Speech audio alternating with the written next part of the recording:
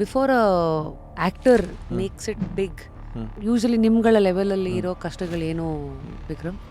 So ನೀವು ಎಷ್ಟೇ ಚೆನ್ನಾಗಿ ಆ್ಯಕ್ಟ್ ಮಾಡ್ತೀನಿ ಅಂತ ಗೊತ್ತಿದ್ರೆ ಯಾರೂ ಕರೆಯಲ್ಲ. ಐ ಡೋಂಟ್ ನೋ, ನಂಗೆ ನಿಮ್ಮ ತ್ರಿವಿಕ್ರಮ್ ಅಂತ ಕರೆಯೋದಕ್ಕಿಂತ ಹೆಚ್ಚಾಗಿ I would like to call you Vikram, that's okay ಅನ್ಸುತ್ತೆ. That's my name. ನಾನೇ 3 ಅಂತ ಸೇರಿಸ್ಕೊಂಡಿದ್ದು.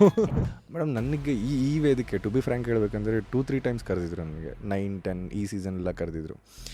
When they call me like I was more on like ಈ ಬಿಗ್ ಬಾಸ್ ಶೋ ಅಂತ ಬಂದಾಗ ಒಂದಷ್ಟು ನೆಗೆಟಿವ್ ಕಮೆಂಟ್ಸ್ಗಳು, ನೆಗೆಟಿವ್ ವಿಷಯಗಳು ಬರುತ್ತೆ. ನನ್ನ ಸುತ್ತ ಇರೋರೆ ಒಂದಷ್ಟು ವಿಷಯಗಳನ್ನ ಹೇಳಿದ್ರು. ಅಲ್ಲಿ ಒಳಗಡೆ ನಿಮ್ಮ ಹತ್ರ ಚೆನ್ನಾಗೇ ಮಾತಾಡಿ ಹಿಂದೆ ಹೋಗ್ಬೇಕು ಅಂತಾರೆ. ಅದನ್ನ ಹೆಂಗೆ ಕಂಟ್ರೋಲ್ ಮಾಡ್ಕೊತೀಯ? You couldn't even control. Face of ಮೈಂಡೇ ಚೇಂಜ್ ಆಗಿಬಿಡುತ್ತೆ. So I really don't want to get that cup. ಅಂದರೆ ನಾನು ಅದನ್ನು ಮೆನ್ಷನೂ ಮಾಡ್ತೀನಿ, ಯೋಗ್ಯತೆ ಇರೋರಿಗೆ ಮಾತ್ರ ನೀನು ಈ ಕಪ್ ಹೋಗು, ನನಗೇನು ಅವಶ್ಯಕತೆ ಇಲ್ಲ. ಕಪ್ ಬಂದಿದ್ರೆ ಮ್ಯಾಕ್ಸಿಮಮ್ ಅಂತಂದರೆ ಒಂದು ಫೋಟೋ ಶೂಟ್ ಮಾಡಿಸ್ತಾ ಇದ್ದೆ, ಮನೇಲಿ ಇಡ್ತಾ ಇದ್ದೆ.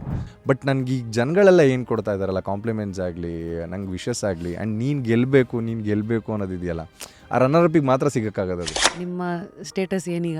ನನ್ನೊಬ್ಳು ಗರ್ಲ್ ಫ್ರೆಂಡ್ ಇದ್ಲು. ಸೊ ಆನ್ ರೈಟ್ ನೋಟ್ ನಮ್ಮ ತಂದೆ ತೀರೋಗಿ ಒಂದು 6 ಮಂತ್ಸಿಗೆ ಬ್ರೇಕಪ್ ಆಯ್ತು ನಂದು. ಇವತ್ತು ಸೋಷಿಯಲ್ ಮೀಡಿಯಾ ಅನ್ನೋದು ಬಂದಿರೋದ್ರಿಂದ ಯೂತ್ಸ್ನ ಎಷ್ಟು ಎಳಿತಾ ಇದೆ ಅಂತಂದರೆ ಅವ್ರು ಕೆಲಸದ ಕಡೆನೇ ಹೋಗ್ತಾ ಇಲ್ಲ, ಬೇರೆದ್ರ ಕಡೆ ತುಂಬ ಈಸಿಯಾಗಿ ಟರ್ನ್ ಆಗ್ತಾ ಇದೆ. ಇಲ್ಲಿ ಕೇಳಿದ ಕ್ವಶನ್ ಎಲ್ಲೂ ಕೇಳಿಲ್ಲ. The way you ask me a question, ಯಾವುದು ಎಲ್ಲೂ ಸುಳ್ಳು ಹೇಳೋಕ್ಕೆ ಮನಸ್ಸೇ ಬರಲಿಲ್ಲ, ಎಲ್ಲ ನಿಜನೇ ಹೇಳ್ತಾ ಹೋಗಿದ್ದು.